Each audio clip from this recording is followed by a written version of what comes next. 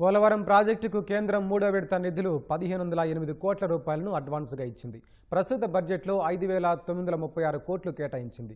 అంతకుముందు ఆర్థిక సంవత్సరం అడ్వాన్స్గా ఇచ్చిన నిధులను ఈ ఆర్థిక సంవత్సరంలో మార్చి వరకు ఖర్చు చేశారు. ఫలితంగా ఈ ఆర్థిక సంవత్సరం బడ్జెట్ను కేంద్రం 3017 కోట్ల 40 లక్షలకు సవరించింది.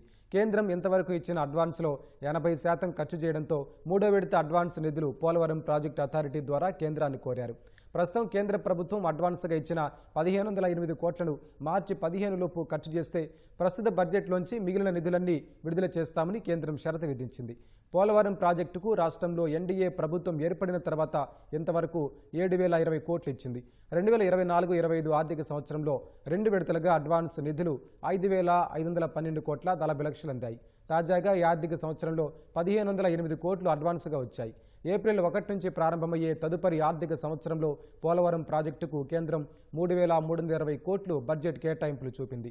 2025-26 ఆర్థిక సంవత్సరంలో కేంద్ర బడ్జెట్లో చూపిన 1500 కోట్లు వినియోగించుకోలేకపోతే ఈ ప్రాజెక్టుకు కేంద్రం ఇంకా 1800 కోట్ల వరకు తొలి దశకు నిధులు ఇవ్వాలి.